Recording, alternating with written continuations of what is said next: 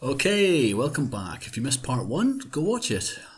Now let's convert this into a colour thing. Here we go. I'll start by doing a bunch of broad strokes to represent the basic shapes and tones. Nope. I'm apparently not going to do that, and I'm going to do colour fills. In many circumstances, I would have done broad strokes to block things out. But then, if I'd been planning to do a more painted thing from the start, I would have just gone from the very rough sketch. Turns out I wasn't going for a very paint stroke look anyway, as you'll see. It's also notable that because I haven't painted for a while, I'm not being very bold at all with my highlights and shadows. I find it's generally better for the overall effect if you pick darker shadows than you think you need. It's easy enough to come back from that later to a bit lighter, but if you do it the way I'm doing it here, building it up bit by bit, it tends to take a bit longer, and you're always in danger of stopping a little bit too soon and having a flat image. For this image, I mostly use a simple round brush with opacity controlled by pen pressure. Sacrilege, I know. No wet brushes, no dry brushes, no texture brushes, and I don't even use many funny shape brushes. If Sam Alves was watching this, he'd probably already have been offended enough that he's turned it off, so no problem. But I'll try and remember to do something more painty, or painterly I think is the proper term. Next time, maybe. I say that because in theory this should be one of 4 images I need to make for a personal project. I need to make more than that, but only 4 of them need to be coloured in. Yep, that's the term I used and I'm sticking to it. Comic styled images tend to be exaggerated in a lot of ways, in most styles, not all. I haven't done a huge amount of that here, but there's enough that I'm going to have to change a few things when I paint. The 2 most obvious ones you'll notice are that I'm changing the eyes and making them a bit smaller and slightly more realistic, and I'm also reducing the breasts. Both need to be a bit smaller to fit with the style of the character anyway.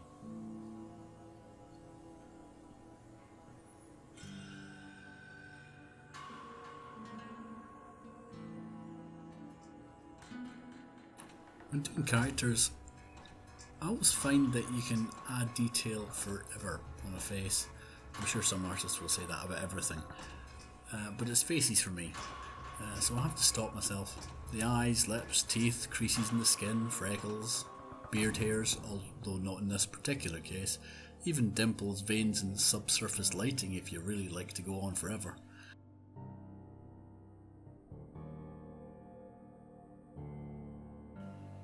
Hair is pretty fun to do as well, although for hair and fur, unless I'm doing something more impressionistic, I actually do use custom brushes so that I'm not sitting there for a week.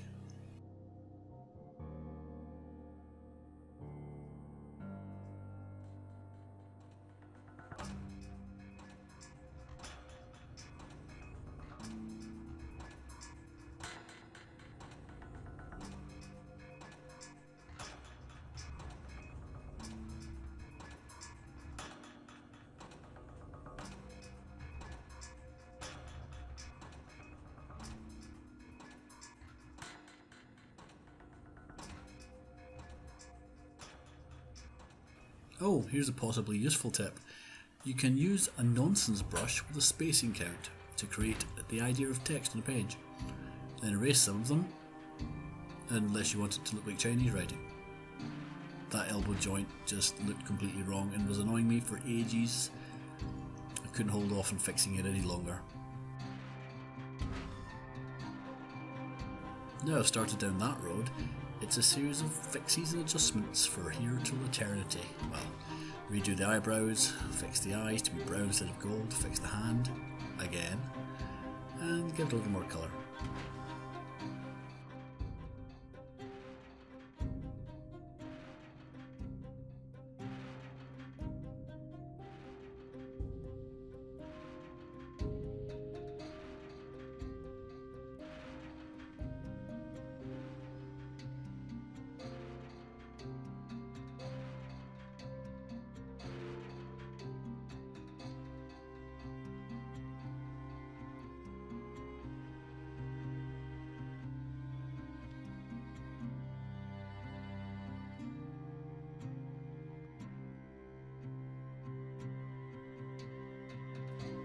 At this point I decided another breast reduction would work better. They've just been annoyingly large for the character in this style. It's not working for me. It takes a bit of time because now I have to reshape the harness as well, and I can no longer give a proper impression of her being pulled by the harness. Larger breasts are very useful artistically in that sense, in that they're good for holding weight and motion, so it can be more easily seen in the still image, but they don't fit the character, so just going to live without that. I also decided to change the material that the bodysuit was made of to be a bit thinner and more flexible. That means smaller, tighter squash wrinkles and fewer stretch wrinkles overall. But that's easily a big enough topic that it could be a whole video or 10, so that's all I'm going to say for now.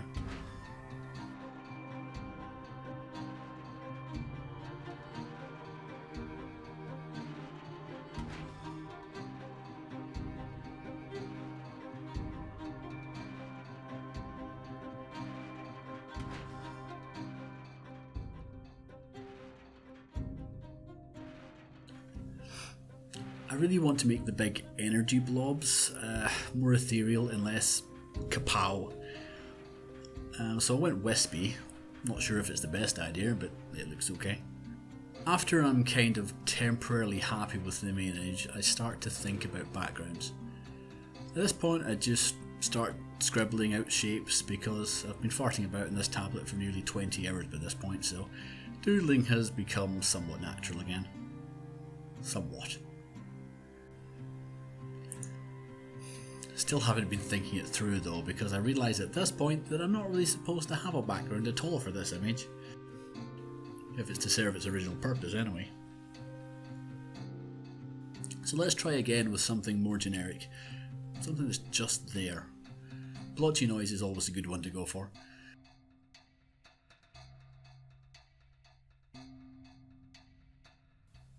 So that's okay. At this point it's more a case of tweaking bits and bobs, shoving a logo up in the corner and deciding when to just abandon it.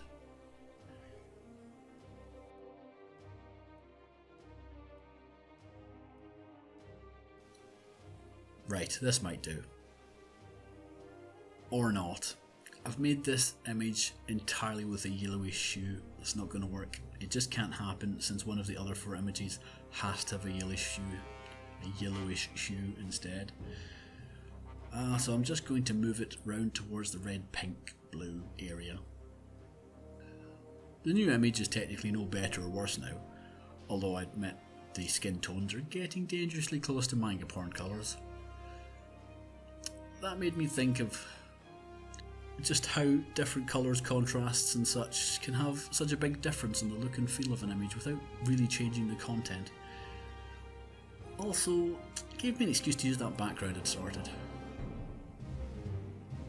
Here's a high-tech sci-fi, brighter, some gay pride tinting across the whole image, bokeh and a few glowy things that serve no purpose. You can make it far more nondescript by fading the background out a bit, dimming it down a little, and moving the colour hues into a harder place to define between yellows and yellow greens. I'm only saying that because then you can lead it into a much different place by going darker and further into the yellow greens and with a bit more blotchiness. Suddenly you have a telekinetic chick in a military bodysuit fighting Cthulhu.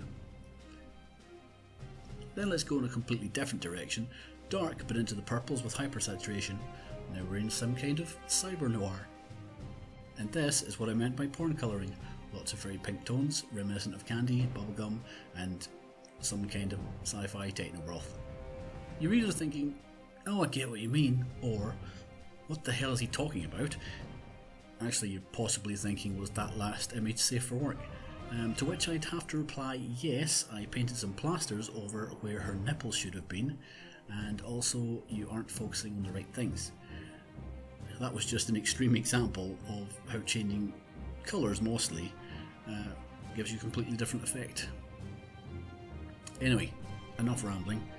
I hope you have enjoyed these 2 videos. It's something quite different from my usual, but now I have to get back to coding for a bit. So happy new year everyone, and bye for now.